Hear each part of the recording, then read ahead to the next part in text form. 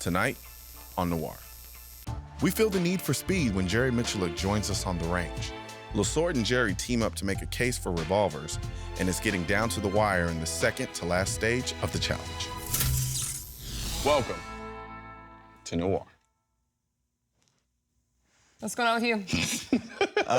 What's going on with me is Colion was recently giving me a lot of heat about my choice in bedside guns. Well, what do you keep on your bedside? It was slightly alarming. I just didn't expect to see a revolver as his bedside gun. So wait, you have a revolver? I do. It's funny because I preach revolvers to people who don't shoot a lot. I do shoot a lot, but I still use a revolver. It's a .44 Magnum mountain gun Smith & Wesson, which I always wanted one anyway, and that's probably why I keep it close to my bed. But it's also in case a brown bear gets to the 14th floor of my apartment in Dallas. You're Know. covered. I just don't want there to have to be any second takes, you know. And so I keep like a revolver power. by my bed. What's your problem with the revolver? I don't have a problem with the revolver. You do. It's just not something that's in my frame of reference when it comes to my bedside gun, because I like to live in the future.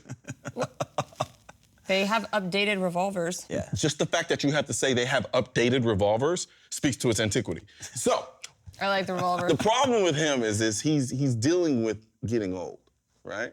Yes. And so as a result of that, everything that he's been accustomed to in his childhood and growing up, like revolvers, he feels like people are disrespecting. You know, like when you get old and senile and stuff. We're gonna talk like he's not in the room right now. You know? And like, Okay, Yeah, not only is a revolver Yeah. feeling like Rodney Dangerfield, I am. I mean, this is all about disrespect, something that should be respected. I think you're looking at it the wrong way, though. I think in order for me, like somebody like me, to appreciate the beauty and the craftsmanship involved in the revolver, I have to largely ignore it. Just ignore it. Well, to a certain extent. And you can While do that? I play around with my synthetic plastics and all of these Wonder 9s, at a certain point, I'm going to hit a peak where I'm like, I'm going to look back. It's just everything always comes full circle. It's the circle of life. Yep. You didn't know it applied to guns, too. No. It will always come full circle. Just look at fashion. True. Nothing new under the sun. Okay. So inevitably, I'm going to reach a point where I'm going to come back around and say, man, I love my plastic Wonders. I do. Right. But I'm looking at this revolver, and I'm like, you know what? There's something to this, the simplicity. You know, it's like digital analog, just something you can appreciate about a mechanical watch. Yep. Even though a digital watch could probably do a better job at keeping the time. Sure. Inevitably, there are going to be some analog watches in my collection. I'm starting to think that the other benefit for you having revolvers or actually starting to use revolvers is treatment for your overly fast shooting, because you cannot shoot a revolver as fast as you can shoot a semi-automatic. That might help you. Never tell me the odds. Well, I think I could shoot a revolver just as fast as I could shoot a semi. Nobody can. Nobody can. Well, if I can't, I know a guy who can. No way.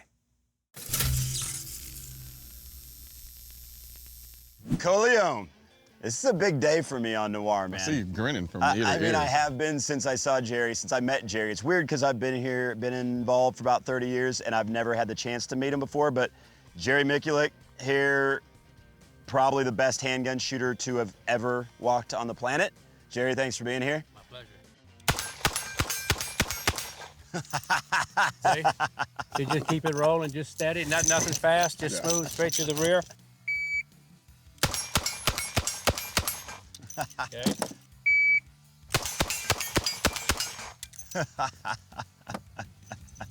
But it's a good way to start. We had a 25, 30, 25, 29, 25. And that's moving target to target to target. The idea is I never broke cycle. When you pick up a revolver, you have to realize you got a ½ inch worth of pull and a ½ inch worth of release. So if I'm coming into a target with a dead trigger, I'm a half a cycle behind. Same pull, same release. Pretty good. You slap the one in there, that second one. Got a little rough. The rough ones were the misses. Okay. You're giving it a little air. The secret there when you're playing with that trigger is not to give it any air on the release. Okay. And once you give it air, you got room. Then start slapping the trigger. And then the trigger goes. Gotcha. You're human, so you want to make up that air. Then you run at the trigger even harder. Yep, you're slapping it the whole time. Yep. You see the difference? Yeah. You see how your accuracy went out the window? Yep. Right. Totally. Right. But if you watch my trick, can I try it? Yeah, go ahead, please. If you watch my trigger finger, I'm trying never to give it any air. Hey. See? You don't want to give it any air. Yeah. I like that. See the difference? Yeah. Oh. Wow. Oh, not bad, though.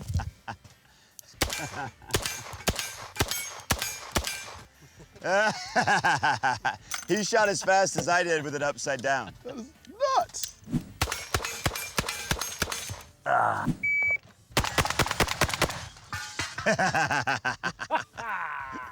That is so awesome. I love it. Shoot a handgun that fast. Osborne to the rescue. Oh, I mean, he just makes me laugh every time he shoots. I don't think I could have shot it that fast just shooting straight up. No. Oh, man, that's too good. The rhythmic timing that you were talking about when we were on the revolvers. Yep. Same application with rifles? Everything. Really? Okay, so you are the first humanoid machine that I've ever met in my life. So cool, awesome to have you on the show, man. My pleasure. Thanks, Jerry. Really appreciate Good shooting with you guys. Good day to be on the range. Absolutely.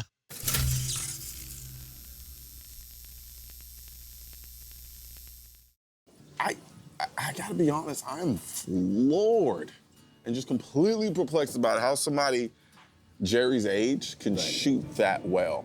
It defies logic for someone to continue to be as good as he is, one of the best in the world at his age. Yeah. No other sport do you see that. You don't see someone still quarterbacking at his age. You don't see somebody still playing second base. You don't see him doing anything, even bowling. Like, You know, imagine watching LeBron right. at Jerry's age in the NBA. Doesn't happen. Even in golf, they have a whole new section. Jerry doesn't need his own section. He's still kicking ass against 25-year-olds. I love it. So, I mean, I've had a heart attack. You know, I was in perfect health when I happened to have it. We still don't know why I had it. But the fact of the matter is, I'm on borrowed time, and I appreciate the hell out of that.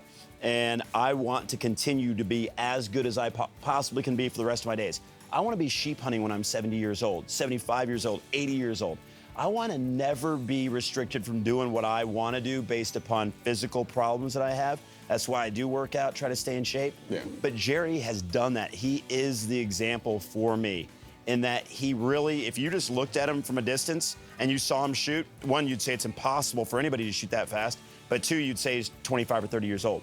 Yeah. I mean, he essentially exemplifies how timeless Yeah. the shooting sports are, and just shooting in general. And what's cool is he still has, you can still see the passion. Yeah. Like, and that's another cool aspect of Jerry, because no one on this planet has shot more rounds than Jerry has. I can guarantee that. I'd bet my life on it. And so Jerry still has that passion, and it's cool to know that with this athletic form of shooting, freestyle field, all that, my passion has been renewed in shooting. And to know that that can last as long as Jerry's has is cool to me. I wouldn't want it any other way. Right. Like, if there's no passion, I don't want any parts of it. And when I look at people like Jerry, and even someone on like YouTube like Hickok45, these are old. These guys are all much older than I am. Yeah. But they still have that invigorated passion that you talked about earlier. Just makes life so much better, more livable, more interesting. I mean, from the moment you wake up to the moment you go to bed. And for me, it's just, you know, realizing that it's not the end of the world and life doesn't necessarily have to get worse. There are aspects that can get a lot better. Not everything, but certainly aspects. Absolutely. And Jerry shows us that shooting might be one of those. He's bringing in all sports right now, for sure. I say you might need to look over the stage before you go around. It's kind of giving him some trouble right now. Anti-gunners like to think the NRA's power only lives in Washington. Our power comes from 5 million members across the country. We get it from your voice and your votes. And the NRA is stronger with your commitment. Join now for an even stronger NRA.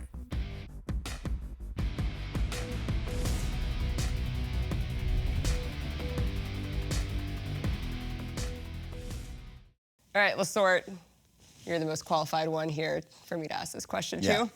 Is Jerry Miculek just like a freak of nature, or, I mean, he's been able to remain. I'm laughing because I know I should answer the question. Right. Well, I'm Like wondering Am I the old guy here? if the shooting sports are something that anybody can get better at, no matter how old they are. Right.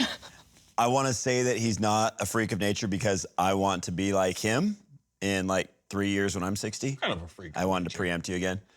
But I really do want to be, 10% of how good he is because he's the best in the world. I mean, we saw how fast he shot. It was like, I just laughed every time he shot because it's like the guy who pokes the baby like in a... that's what I did every time he shot. It looks unbelievable. Like, if you hadn't people- seen it live for yourself, I would have a hard time believing, too, that that's possible. There are just some people on the planet who are just built to do amazing things. Yeah. He's one of them. Yeah. He was built to shoot. You could research him, throw him in the lab, and try to figure out why he's able to do what he does.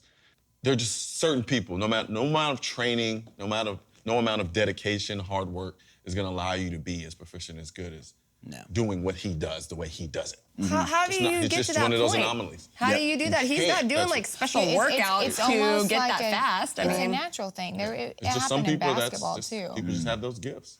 And then they build on him. One thing that was cool about what he said is that he has like 4 different iterations of himself.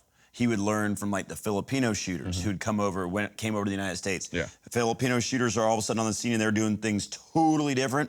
And he realizes, okay, yeah, I'm already like one of the fastest in the world, but if I implemented one of those things that those guys are doing, I'll be that much faster. So he took that natural skill.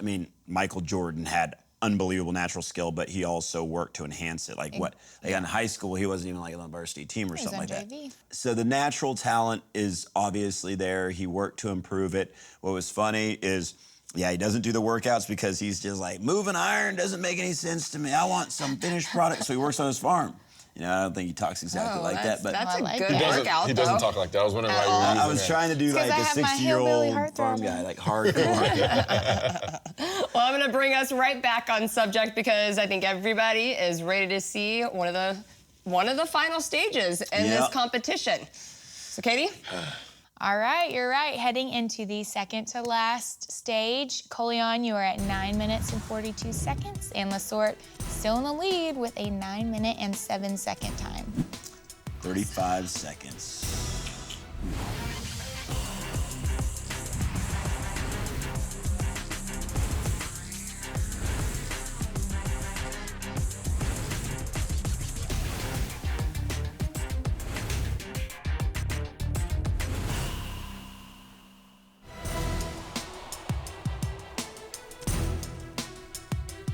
Shooters begin stage 13 at the 50-yard line with 2 hits on steel using their personal handgun, the HK VP9 for Colion and a Glock 19 for Lessort.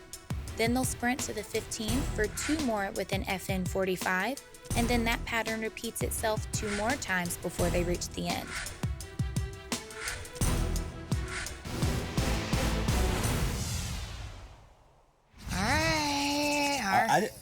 Colion, a little pity for the old injured, please. Some pity. All right, Lessort. So they've of course strategically, given your injury, a lot of these rougher courses are coming towards the end. It's a lot of running. He seems to be going fairly fast. I don't know. Well, look was he at supposed to come across? Yeah, so he's moving the gun to the next stage, but he's not letting up. He's not letting up. No, he's definitely not. But it's interesting, as much as this game looks to be only sprints, it's really panned out to be stamina. He's got a good little defensive slide. He's bringing in all sports right now, for sure. I say you might need to look over the stage before you go around. It's kind of giving him some trouble right now. He had to do some slide stepping right there. Yeah, he's gonna do karaoke, then high knees. So now he needs to put the gun over to the next stage. There we go. So the sidestep, that's gonna be fun. I'm guaranteeing I'm not sidestepping right now. Jeez, you know he's mad right now too, because he's kind of flubbing up on his movement. Right. But he's not shooting well. Shooting, yes, he's absolutely shooting well. It's interesting to me, though, like I said, it's really panning out to be almost a game of endurance right now. Yeah, it is. It's all sprints, but this is rough on y'all physically. That was good shooting. Absolutely. Now, it is, and he was talking about his IT band just now, and, he looked a little jumped up when he ran up to that last cone. Oh, yeah, he's definitely slowing down, too. You can tell he's not feeling Right. up to par. This is an either. endurance test. Yeah, I mean, it really is. And earlier, when it was healthy, like there were a couple times when I just felt like I didn't have anything left in my tank, like on an 80-yard run up to a handgun earlier, like that stage 4 or 5. Right.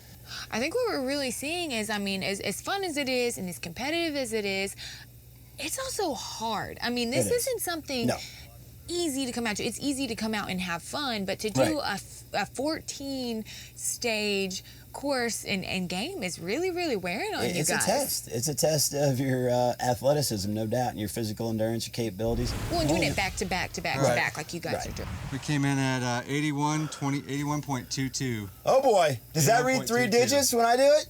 81.22. That was a nice run, man. That was good. That was good. That was good. That was complex. It was. Doing some side stepping, some side sliding. Those are basketball drills back there when you're doing lines with the slide steps. Where I was more or less. Good work, man. Good work. I think we're gonna need 3 digits on that timer.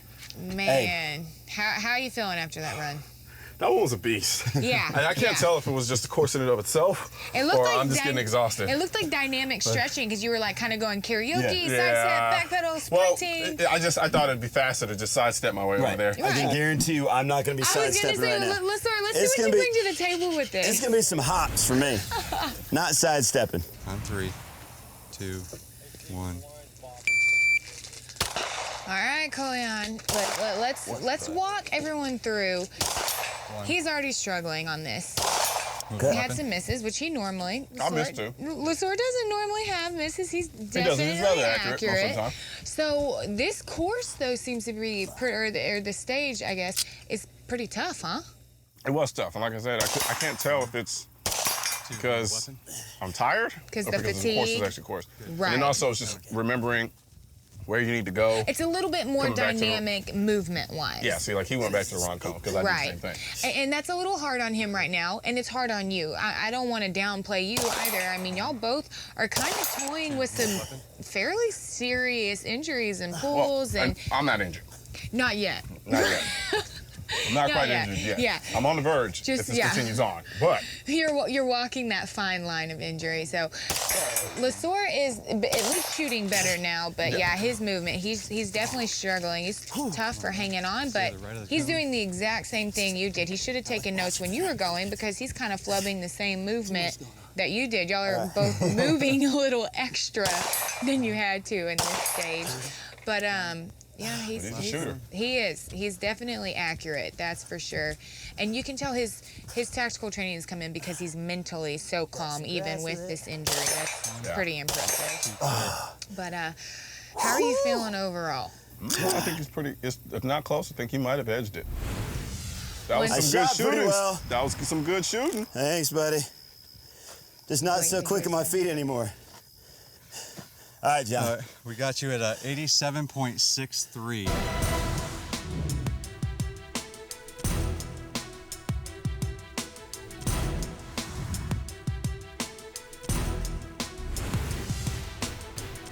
That was a beast of a course. It was, and the thing is that it actually played with your mind too, because it was getting late in the evening there, and you had to move over, put the gun down, run to the next cone over to the left. So go much back. going on. There was a lot going on. Whereas a lot of the other stuff, we kind of just looked for the next cone, and Pretty much, yeah. you just couldn't do it on this one. So you had to have the mind, because when the beeper goes, you kind of lose the ability to think like a normal human being. Kind of goes instinctively. It really becomes instinct. Yeah. And you just don't understand that until you actually go on a timer. You guys have both shot on timers. Has that happened to you? Like, Oh, I mean, yeah. it just kind of becomes so completely focused. different. Oh, Yeah. my gosh. It's world just like changes. a game. Yeah, you can shoot free throws a million times in practice, Yep. but when it comes game time, it's a different kind of pressure. I've been in the gym shooting free throws just until it just becomes rhythmic. And they get in the game and just airball the free throw. Yeah, Well, and the it's most- just everything claims goes out the sniper. window almost. The most embarrassing moment for me in my high school basketball career, yes, I had one, believe it or not. I was the shortest guy on the team, of course, but I shot technical fouls at the end of a half. So basically, we were all going to the locker room. Nobody else was in the court. It was just me shooting 2 free throws. I shot my free throw, and I went in for the rebound. I was like, ah! And I did it once, and I was like, that was embarrassing. I made the shot, thank God. So I went back. I was like, that was embarrassing. And I shot the free throw again and went in like all hell's bells going in for the rebound again. Made both. that saved me a little bit, but it was so embarrassing because it was that game So you pressure. weren't mentally sharp? But it's the same kind of thing when the beeper goes. You could clearly tell. I mean, like you were slowing down just a little bit. Something was bothering you. Well, no, I mean, I've been having issues with my IT band. It had been bothering me, and so I just didn't want to make it any worse. I wasn't injured. Like, I don't want to get it confused and think that I was on Darren's level.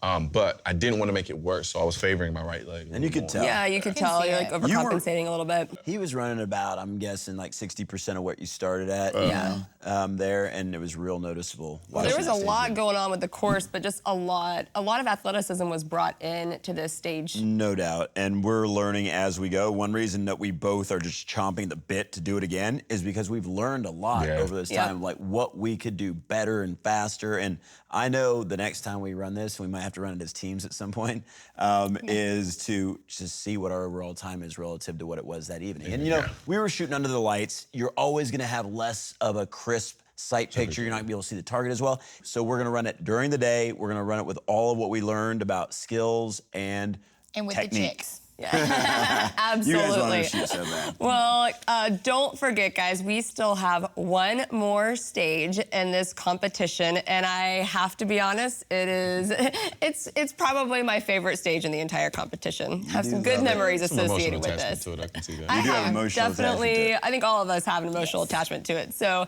one last time, I want you guys to remember to use hashtag Team Lessort or Team Noir, and we will see you guys next week.